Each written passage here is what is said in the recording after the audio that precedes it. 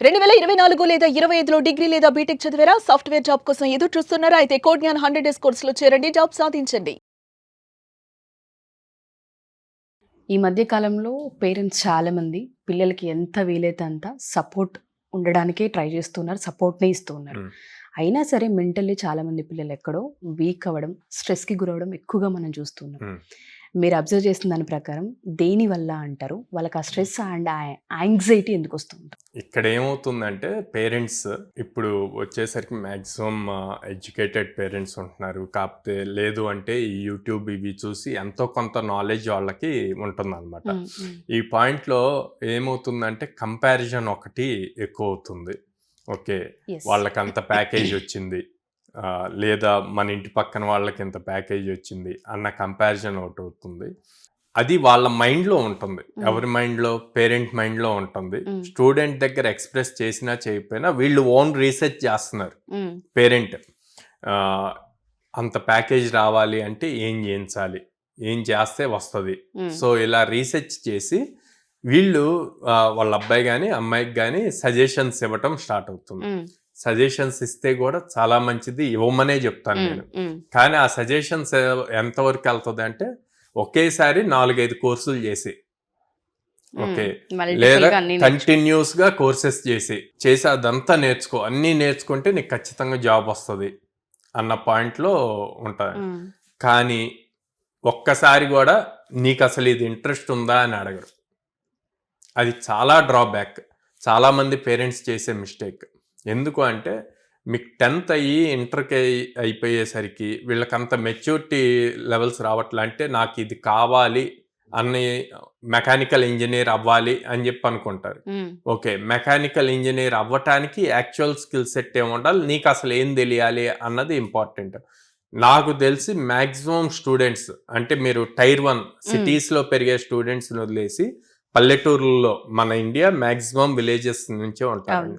So, ఈ స్టూడెంట్స్‌ని తీసుకుంటే వాళ్ళకి కంప్యూటర్ సైన్స్ ఇంజినీరింగ్ అంటే ల్యాప్‌టాప్‌లో మంచిగా గేమ్స్ ఆడొచ్చు. అట్లాంటివి బిల్డ్ చేయొచ్చు అన్న పాయింట్‌లోనే ఉంటారు. ఫస్ట్ థాట్ హ్మ్. గేమింగ్ రిలేటెడే ఉంటది. హ్మ్. హ్మ్. అదే మెకానికల్ ఇంజినీరింగ్ అన్నది ఎవరైనా డిసైడ్ అయితే వాళ్ళకి ఎంతసేపటికి మంచి మంచి మెషిన్స్ బిల్డ్ చేయొచ్చు, ఇంజిన్స్ బిల్డ్ చేయొచ్చు అన్న పాయింట్‌లోనే ఉంటారు. హ్మ్. అదే మీరు సివిల్ ఇంజినీరింగ్ తీసుకుంటే గనక స్టూడెంట్స్ ఎప్పుడూ గూడా సివిల్ ఇంజినీరింగ్ జేస్తే మనం బిల్డింగ్స్ కన్‌స్ట్రక్షన్ జేయొచ్చు. అదే ఉంటదండి. కానీ రియాలిటీకొచ్చేసరికి అసలు ఇయుండవు. హ్మ్. కాలేజ్ సిస్టమ్‌లో ఇవుండవు. వాళ్ళకి మీరక్కడ రియల్‌గా సపోర్ట్ ఇవ్వాలి. ఏమివ్వాలి? ఎలాంటి సపోర్ట్ ఇవ్వాలి? గైడెన్స్ ఇప్పించగలగాలి. ఓకే. ఎవరైనా ప్రాపర్ మెంటర్‌తో, ఎక్స్‌పీరియన్స్‌డ్ పర్సన్‌తో ప్రాపర్ గైడెన్స్ ఇప్పించగలగాలి ఫస్ట్. సెకండ్ మీరట్లాగా ఈ కోర్స్ చేయి, ఆ కోర్స్ చేయి అనే ప్రెషర్ పెట్టే కన్నా గూడా, ఈ గైడెన్స్ ఇచ్చిన పర్సన్ ద్వారా ఏ కోర్స్ చేస్తే బెటరో ఆ కోర్సు ఫుల్ ఫ్లెడ్జెడ్‌గా తను నేర్చుకునేట్లు సపోర్ట్ ఇవ్వాలి. హ్మ్. హ్మ్. Third thing morning to evening కాలేజ్‌లో ఉండి వస్తారు. ఓకే. ఉండొచ్చి ప్రతి స్టూడెంట్ అరే! ఇంక నా క్యాపబిలిటీ ఇంతే అన్న దాంట్లో ఉంటారు. సో, వాళ్ళని ఎంకరేజ్ చేయండి. నీ క్యాపబిలిటీ ఇది గాదు. నువ్వు ఇంకా ఇది చేయగలవు. వాళ్ళు చేసే పనులను బేస్ చేసి మీరు ఎగ్జాంపుల్స్ చెప్పాలి. ఫర్ సింపుల్ ఎగ్జాంపుల్ చెప్తాను. మనం ఎవ్రీడే నిద్రలేస్తాము. మళ్ళీ నైట్ పడుకుంటాం. మధ్యలో 12 అవర్స్ పైన వర్క్ ఉంటాం. చేస్తూ హ్మ్. ఉంటాం. అవును. సో, ఆల్‌మోస్ట్ 16 అవును. అవర్స్ దాకా ఉంటాం. కానీ అదే రోజు స్కూల్‌కెళ్ళొచ్చినా, లేకపోతే ఆఫీస్‌కెళ్ళొచ్చినా, ఆ 9-6 చేసిన దానికి మనం టైర్డ్ అయిపోయాం అనుకుంటాం. అవునా? అవును. ట్రూ. ఇది పక్కన పెడితే మీరు ఇంట్లో ఫంక్షన్ వచ్చిందనుకుందాం. హ్మ్. లేదా మనం జనవరిలో ఇప్పుడు సంక్రాంతి వస్తుంది. మార్నింగ్ 6కి భోగి రోజు తీసుకోండి. మార్నింగ్ 6 నుంచి నైట్ 10 దాకా చుట్టాలతో అది ఎంత ఎంజాయ్ చేస్తారు. అప్పుడు ఎప్పుడైనా ఎవరైనా అలసట నేను అనేది. టైర్డ్ అయ్యాను అని చెప్పి అంటారా?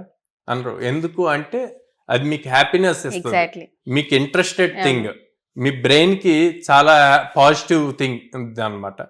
కానీ ఇక్కడ జాబ్ పాయింట్‌లో వచ్చేసరికి మీరు అటు స్ట్రెస్ ఫీల్ అవుతున్నారు. హ్మ్. హ్మ్. స్టూడెంట్స్ వచ్చేసరికి అక్కడ 9-6 కూర్చున్నాం. అది దానికి అలవాటైపోయింది. అలసిపోతున్నారు. మన హ్మ్. ఎడ్యుకేషన్ సిస్టమ్ అలా అలవాటైపోయింది. లైక్ చిన్నప్పటి నుంచి స్కూల్ టైమింగ్స్ అంటే 9-6. హ్మ్.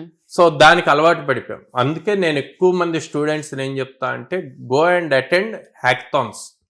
హ్యాక్థాన్లో 24 అవర్స్ 36 అవర్స్ హ్యాక్థాన్స్ ఉంటాయి. మీరు రోజు రెగ్యులర్గా 9 to 6 ఉండేదాని బదులు అక్కడ మీరు 24 అవర్స్ ఉండాలి, నిద్ర లేకుండా స్ట్రైట్ అవే కోడింగ్ రాయాలి. ఆ కోడింగ్ అప్పటికప్పుడు నేర్చుకొని బిల్డ్ చేయాలి. సో మీ క్యాపబిలిటీ ఏంటి అన్నది తెలిసేది అది. సో నేను పేరెంట్స్ని అట్లాంటి వాటికి ఎంకరేజ్ చేయమని చెప్తాను అనమాట. ఓకే. అప్పుడు వాళ్ళు ప్రెషర్ కింద ఫీల్ అవ్వరు. అండ్ మీకు కూడా మీ అబ్బాయి కానీ అమ్మాయిది కానీ యాక్చువల్ స్కిల్ ఏంటి అన్నది తెలుస్తుంది, Identity. వాళ్ళకి ఏం ఇంట్రెస్ట్ అన్నది తెలుస్తుంది. అట్లా కాకుండా మీరేదో ఊహించుకొని వాళ్ళు ఇది అవ్వాలి, ఇంత ప్యాకేజెస్ రావాలి, ఇంత ప్యాకేజెస్ రావటానికి మనం సపోర్ట్ ఇవ్వాలి కదా అని చెప్పి మీరే రీసెర్చ్ చేసి 4-5 కోర్సులు తెచ్చి ఇవన్నీ చెయ్యి అంటే ఆబ్వియస్లీ సపోర్ట్ చేసినట్టే ఉంటుంది, కానీ ప్రెషర్ ఎక్కువ బిల్డ్ అవుతుంది. సో అలా చెయ్యొద్దు అంటాను.